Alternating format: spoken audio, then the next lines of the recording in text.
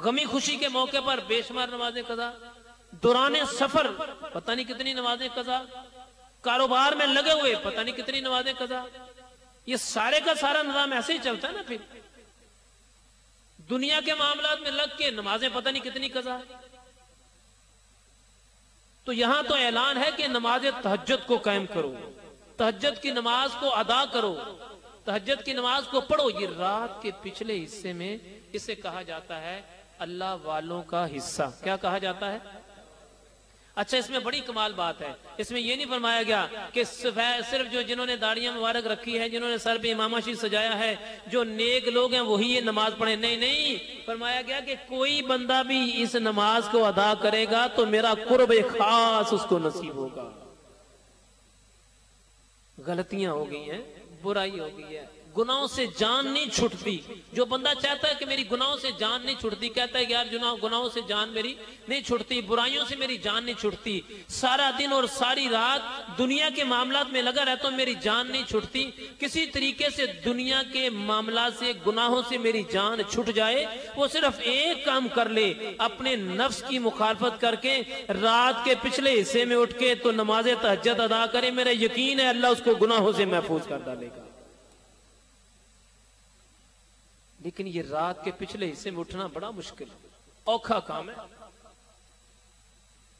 गर्म बिस्तर को छोड़ना, फिर ठंडे पानी से वुजू करना या ठंडे पानी से गुस्ल करना, ये बड़ा मुश्किल काम है। जाहिरी तौर पर तो बंदा महसूस करता है कि बात ही कुछ नहीं है, नमाज पढ़नी है ना, हम नमाज पढ़ लेंगे।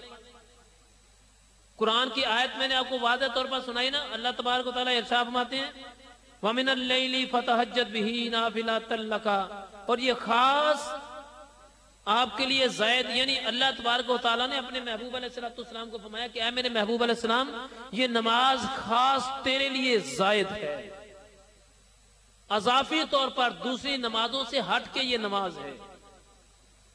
और इस नमाज का एक और फायदा देखें, अब माशाल्लाह सारे दीनदार हैं, दीन से वाबस्ता हैं। अल्लाह रब्बुल इज्जत हम सबको भी जो दीन से वाबस्ता नहीं है उनको दीन से वाबस्ता होने की तौफीक दे, जो दीन से दूर हैं उनको दीन का कुर्ब अता फरमाए। एक आम सी बात है, दुनिया में देखने में आती है कि जो मजा महबूब से बात करने का तन्हाई में आता है ना, वो सब में मजा। ये बात तो ठीक है ना कि जो महबूब के साथ गुफ्तगू करने का मजा तन्हाई में आता है, वो सब के अंदर मजा नहीं आता। और फिर हर किसी आशिक की ये कोशिश होती है कि सब लोग हट जाएं जब मैं अपने महबूब से बात करूं। ये दुनियादार आशिकों की बात है ना, जिसकी दुनिया भी खराब है और आखिरत भी खराब है, जिसका दुनिया में भी जिल्लत है और आखिरत में भी जिल्लत है।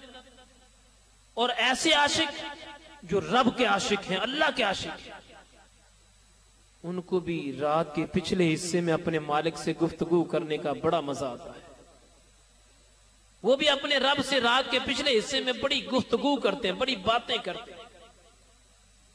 हजरत फातिमा तो ज़हरा तैयबा तहरा रज़ी अल्लाह तआला अन्हा, अब रात को इशा की नमाज पढ़ के औरतों के लिए बड़ी सबक आमोज बात है। रात के पिछले हिस्से में इशा की नमाज पढ़ने के बाद अल्लाह की बारगाह में सजदा करती थी और इस तरह रोती रहती थी कि सुबह की अजान हो जाया करती थी। और सुबह की अजान के वक्त एक चीख मारती थी और कहती थी कि हाय अल्लाह, अभी तो मेरी बात भी तेरे से पूरी नहीं हुई। यह था अपने मालिक से गुफ्तगू करना, अपने मालिक की बारगाह में झुकना। ये नमाज तहज्जुद आप कभी पढ़ के देखें, आपसे मेरी ये गुजारिश है, कभी पढ़ के देखें। मुझे यकीन है आप नमाज पढ़ते होंगे तहज्जुद की, जो पढ़ते हैं ना उनसे पूछ के देखें इसका टेस्ट, इसका मजा कैसा है। रात के पिछले हिस्से में जो बंदा कहता है मेरे काम हाल नहीं होते, मेरे रिस्क में इजाफा नहीं होता, मेरी परेशानी दूर नहीं होती, मेरा दुख दूर नहीं होता, मेरी बीमारी दूर नहीं होती, मेरी तंगदस्ती दूर नहीं होती, जो बंदा कहता है मेरी गुनाहों से जान नहीं छूटती, गुनाहों से बचत नहीं होती, गुनाह छोड़ना चाहता हूं नहीं छूटते, वो रात के टाइम तहज्जुद की नमाज पढ़ के देखे, अल्लाह उसको गुनाहों से महफूज कर लेगा। गुनाहों से अल्लाह उसे बचा लेगा। जो बंदा कहता है कि रात या मेरी तंग दस्ती खत्म नहीं होती, मेरी परेशानी खत्म नहीं होती, मेरा दुख खत्म नहीं होता, मेरी बीमारी खत्म नहीं होती, वो रात के पिछले हिस्से को उठे और उठने के बाद 2 नफल तौबा के पढ़े, और 2 नफल तौबा पढ़ने के बाद तहज्जुद के 2, 4, 6, 8, 10, 12 जितने उसका जी चाहता है नवाफिल पढ़ के सो जाए, फिर देखे मालिक उसकी परेशानियां दूर करता है कि नहीं करता। हम मन्नतें मानने हैं ना, मन्नतें मानने वालों की हम कायल हैं, अल्लाह के फजलो करम से कायल ही रहेंगे इंशाअल्लाह। अल्लाह हमारी नस्लों को भी ऐसे ही रखे। लेकिन याद रखें, ये मन्नत माना करें कि अल्लाह मेरा काम हो जाएगा, मैं 1 महीना तहज्जुद की नमाज अदा करूंगा, अगर मेरा काम हो जाएगा मैं इतने नफली रोजे रखूंगा। क्योंकि नबी पाक अलैहिस्सलाम का इरशाद गिरामी है कि अल्लाह पाक का ये ऐलान है, जो बंदा चाहता है कि रब का कुर्ब नसीब हो वो नवाफिल अदा करे, नफलों के जरिए मेरा बंदा मेरे कुर्ब को हासिल कर लेता है।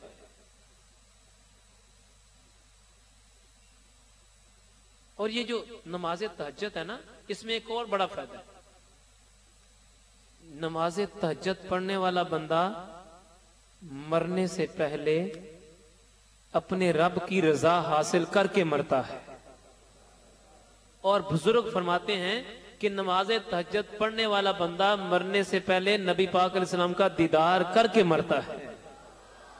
नमाज तहज्जुद पढ़ने वाला बंदा, ये नमाज तहज्जुद ऐसी नमाज है जिसमें अल्लाह रब्बुल आलमीन अपने बंदे की दुआओं को शर्फ कबूलियत, अपने बंदे की दुआओं को कबूल करता है। एक तो है ना 5 नमाजें, फजर, ज़ोहर, असर, मगरिब, इशा, ये तो हमने पढ़नी है, तो फर्ज नमाजें है ना। अगर ये नमाजें नहीं पढ़ेंगे तो पूछ होगी, फर्ज नमाज नहीं पढ़ेंगे तो पूछ होगी, क़यामत वाले दिन हिसाब देना होगा। नमाज तहज्जुद नहीं पढ़ेंगे तो हिसाब नहीं देना होगा।